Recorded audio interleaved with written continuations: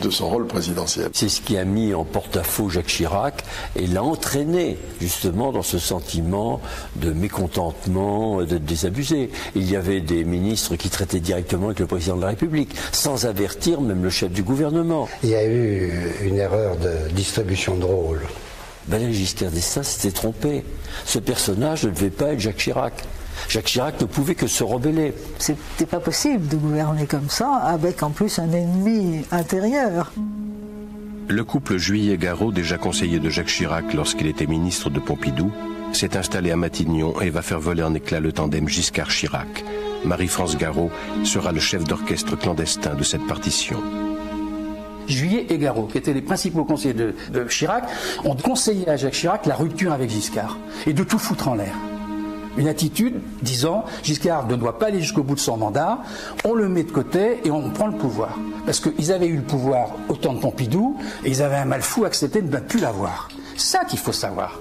C'est un personnage terrifiant, Marie-France Garot, terrifiant. Moi, je ne suis allée à Matignon, à titre tout à fait officieux, que pour quelques semaines, pour, si je puis dire, accompagner les débuts de Jacques Chirac comme Premier ministre, parce qu'après tout, j'étais une vieille conseillère et il était très jeune. Bon. Et il s'est trouvé que les choses n'étant pas si simples, je suis restée plus longtemps, et il est apparu à ce moment-là, et Jacques Chirac en était parfaitement d'accord, que le couple, en fait, ne fonctionnait pas bien. Marie-France, elle a une soif inextinguible du pouvoir. Et donc il lui faut le pouvoir. Et il lui faut le pouvoir à la façon de l'Ancien Régime, c'est-à-dire ne pas l'exercer directement, mais avoir l'influence sur le pouvoir. C'était une marionnettiste, foncièrement une marionnettiste. C'était vrai avec les politiques, c'était vrai avec les journalistes. Elle jouait à démêler des fils, à les tirer dans un sens, à lui faire lever le genou, à lui faire baisser la tête, à lui faire agiter les bras. Elle y arrivait très bien d'ailleurs, ça lui faire agiter les bras, elle les bougeait tout le temps. Elle était toute puissante. Toute puissante, dangereuse en plus, dangereuse. Sachant jouer des gens, compromettre, corrompre, etc. C'est un grand personnage dans son genre. C'est pas une petite intrigante comme ça. Elle était effectivement extrêmement influente et elle avait des aversions très fortes ou des préférences marquées. Toute sa force, toute son intelligence, toute sa ruse, toute sa séduction, elle l'a employée dans ce sens-là. C'est comme ça qu'elle a scié Chaban. La première, elle a été la première à le faire disparaître, et tous les autres, elle les a complètement dominés en plus, parce qu'elle était plus intelligente qu'eux. C'était autre chose que Chirac, Marie-France Garot. Quand Pognat voit qu'il y a Garot et Juillet qui sont à côté de Chirac et que tout ce que fait Chirac, c'est commandité par Garot et Juillet, il dit à Giscard, Chirac ne joue pas le jeu. Chirac ne court que pour lui. Que la droite ait eu pendant longtemps. Barre était un homme tout à fait remarquable. Remarquable alors, mais qui a été lui aussi complètement paralysé. Et paralysé par Chirac, qui tenait la majorité au Parlement. Jacques Chirac, qui en démissionnant avait dit à Valéry Giscard d'Estaing « Je ne gênerai pas votre action, vous n'entendrez plus parler de moi en politique », s'est lancé à la conquête du pouvoir. Une stratégie en plusieurs étapes. Donner d'abord un nouvel élan au mouvement gaulliste et faire d'un parti politique moribond, le RPR, le premier parti de France. Conquérir au municipal la mairie de Paris face au candidat officiel du président et enfin gagner les législatives de 78 et les européennes de 79. L'offensive avait trouvé son point d'orgue en décembre 78 lorsque Jacques Chirac, hospitalisé après un accident de voiture, avait lancé l'appel de Cochin dans lequel il dénonçait la politique européenne de Valéry Giscard d'Estaing. Chirac dira plus tard avec humour « J'ai signé ce texte sous le coup de l'anesthésie ». Ce texte était un texte rédigé, qui était d'un ton véhément et qui dénonçait la mainmise sur la France du parti de l'étranger qui était plus ou moins au pouvoir. C'était manifestement totalement inexact. C'est une affirmation, je dirais, quasiment calomnieuse. Les termes ont peut-être parfois été un peu rudes, mais ça n'est pas quelque chose qui, en soi, était choquant. Les termes étaient peut-être un peu vifs. Sur le fond, je ne suis pas hostile, mais la forme me paraissait vraiment un peu brutale. Le problème, Jacques Chirac, c'est que parfois une partie de son entourage joue un rôle trop important. Ça, c'est une parenthèse.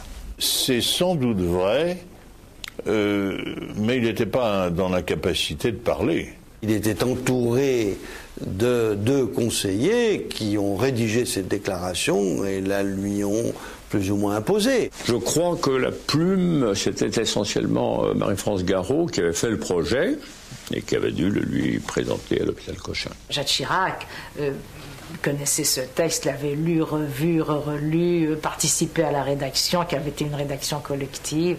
Il y avait même un des participants, vous voyez comment on peut se tromper, toujours vivant, qui avait dit « il est pas mal ce texte, mais je pense que ça va faire plouf ».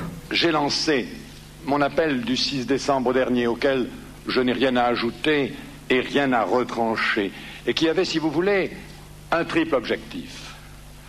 D'une part, susciter une prise de confiance des Françaises et des Français à l'égard d'une politique européenne qui, dès à présent, j'en suis convaincu, conduit au renoncement. Là, on a vraiment vu qu'entre les deux hommes, c'était le conflit ouvert. C'était devenu, je dirais pas la guerre, mais enfin vraiment, c'était une majorité qui n'était plus que de nom. Le RPR estimait qu'il était entré dans un monde catastrophique, puisqu'il n'avait ni l'Élysée ni Matignon. Et... Collaboratrice de M. Pompidou, que vous aviez été la collaboratrice de Jacques Chirac, on peut donc penser que c'est quand même dans cette famille-là que vont vos préférences politiques. Alors, si je comprends bien, vous voulez parler du RPR. Je veux parler de la famille gaulliste ou pompidolienne. C'est pas la même chose. Non, mais d'ailleurs, je n'ai pas dit RPR.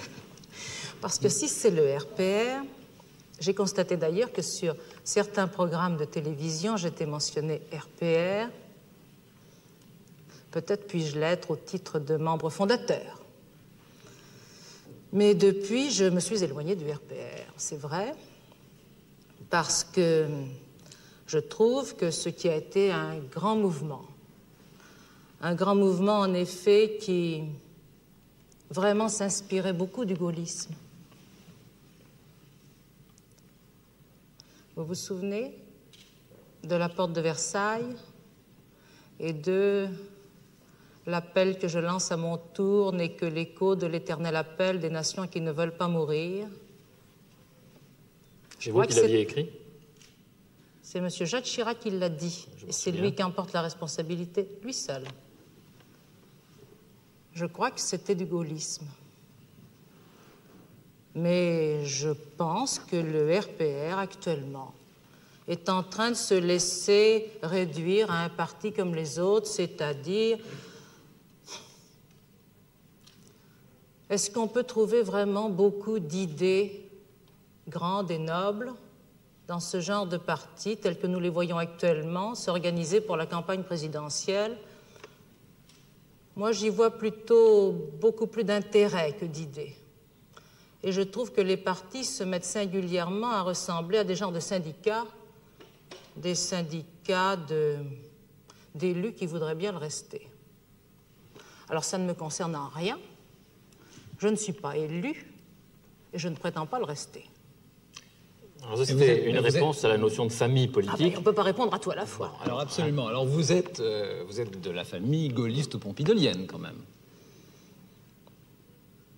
Je suis certainement de la famille pompidolienne, encore que vous savez, M. Pompidou disait le pompidolisme, qu'est-ce que c'est? Alors si lui-même le disait, comment pourrions-nous, nous, qui prétendons lui être fidèles, prétendre être pompidoliens? Le gaullisme, alors le gaullisme, c'est autre chose. Vous voyez, moi j'avais 6 ans en 1940. Par conséquent, je n'ai pas connu ce qui, pour moi, est probablement ce qu'il y a de plus grand et de plus beau et de plus exigeant, c'est-à-dire le gaullisme de la guerre, le gaullisme de Londres et de la résistance, le gaullisme intransigeant, exigeant et solitaire. C'est pour cela que quand on me demande si je pense que je suis gaulliste, je réponds que je n'oserais jamais le dire. Il y en a beaucoup qui n'ont pas cette humilité, alors. Écoutez, ils sont responsables de leurs propres propos. En ce qui me concerne, j'ai trop de respect pour ce qu'a été le gaullisme à cette époque pour oser me dire gaulliste. Si certains me font l'honneur de penser que parfois dans ce que je fais, il peut y avoir quelque chose qui peut faire penser au gaullisme, eh bien c'est bien de l'honneur pour moi.